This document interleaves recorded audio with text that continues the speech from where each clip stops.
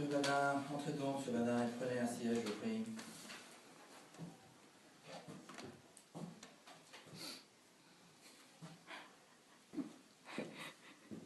Je suis confus.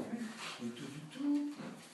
Monsieur Badin, voilà près de 15 jours que vous n'avez mis les pieds à l'administration. Ah, ne m'en parlez pas. Permettez, c'est justement pour vous en parler que je vous ai fait prier de venir à mon cabinet.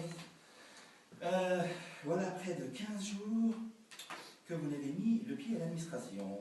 Tenu au courant de votre absence par votre chef de bureau et inquiet pour votre santé, j'ai envoyé 6 fois le médecin du ministère prendre chez vous de vos nouvelles.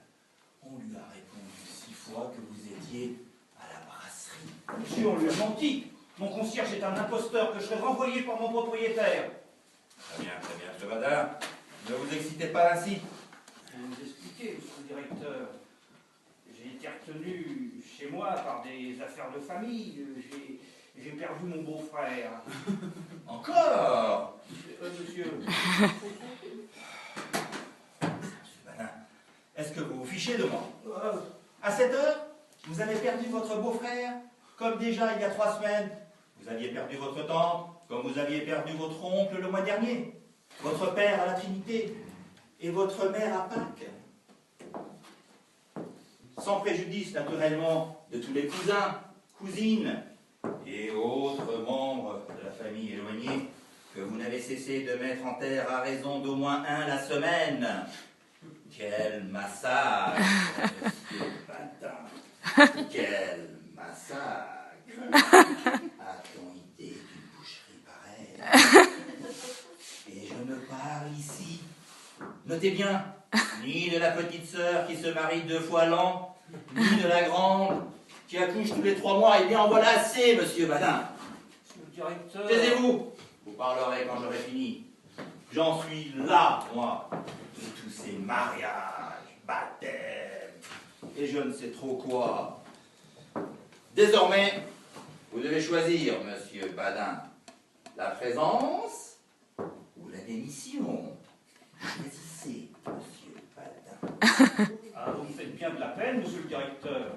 À la façon dont vous me parlez, je vois bien que vous n'êtes pas tout le temps. Allons donc. Mais bien au contraire, je suis fort satisfait, monsieur Badin. Vous croyez? Moi, monsieur Badin, que j'eusse une âme aussi traîtresse, qu'un si lâche dessein? Eh, monsieur, vous raillez. Vous êtes comme ces imbéciles qui trouvent marrant de me taper sur le ventre en me traitant d'employé pour rire. Je vous garde, monsieur, de ne jamais vivre un quart d'heure de ma vie d'employé pour rire. Pourquoi cela? Eh bien, monsieur, avez-vous jamais réfléchi au sort du pauvre fonctionnaire qui systématiquement, opiniâtrement, ne veut pas se rendre à son travail et que la peur du renvoi hante, torture, martyrise d'un bout de la journée à l'autre? Ma foi, non. Eh bien, monsieur, c'est une chose épouvantable. C'est cela ma vie, cependant. Le matin, je me raisonne. Je me dis, il faut au bureau, madame. Voilà, depuis le jour que tu n'y as pas été. Alors, je m'habille, hein. Je me lève, je me dirige vers le bureau et j'entre à la brasserie. Et là, je prends un boc, 2 bocs, 3 bocs. Je regarde marcher l'horloge, je me dis, quand elle marquera l'heure, je me rendrai à mon ministère. Et puis quand elle a marqué l'heure, j'attends qu'elle marque le quart. Et quand elle a marqué le quart, j'attends qu'elle marque la demi. Et quand elle a marqué la demi, vous vous donnez le quart d'heure de grâce. Ah, parfaitement. Après quoi, je me dis, il est trop tard. J'aurai l'air de me moquer du monde. Pour une autre fois. Quelle existence, hein. Quelle existence. Moi qui avais un si bon estomac, un si bon sommeil, une si belle gaieté, je ne bois rien. Je mange, je me semble amer comme du fiel. Et quand je sors, je longe les murs comme un voleur, l'œil aux aguets, avec la crainte perpétuelle de rencontrer un de mes chefs. Et quand je rentre, c'est avec l'idée de trouver chez le concierge mon arrêté de révocation.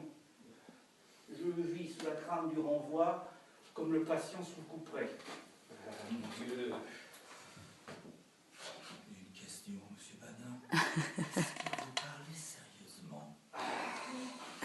J'ai bien le cœur à la plaisanterie, Mais réfléchissez, monsieur le directeur, les 3000 francs que je gagne ici, je n'ai que ça pour vivre, moi. Et qu'adviendra-t-il le jour inévitable, hélas, où on ne me les donnera plus?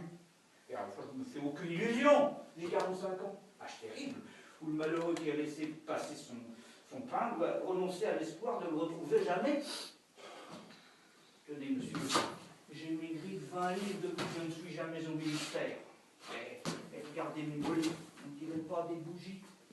Et si vous pouviez voir mes reins, pauvres reins de chat écorchés, j'ai plus de fesses, elles ont fondu. Le chagrin, naturellement, les angoisses perpétuelles, les affres.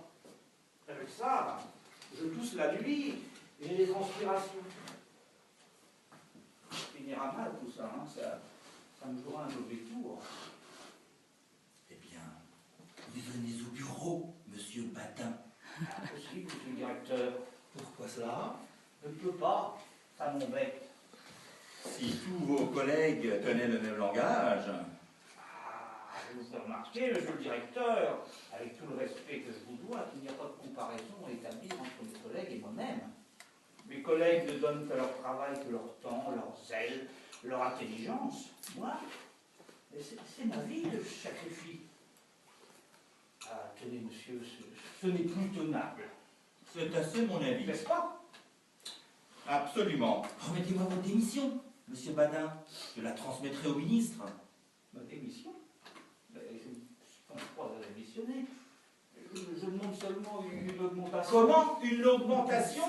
Madame, monsieur, il faut bien être juste, hein. Je ne vais quand même pas me tuer pour 200 francs par mois.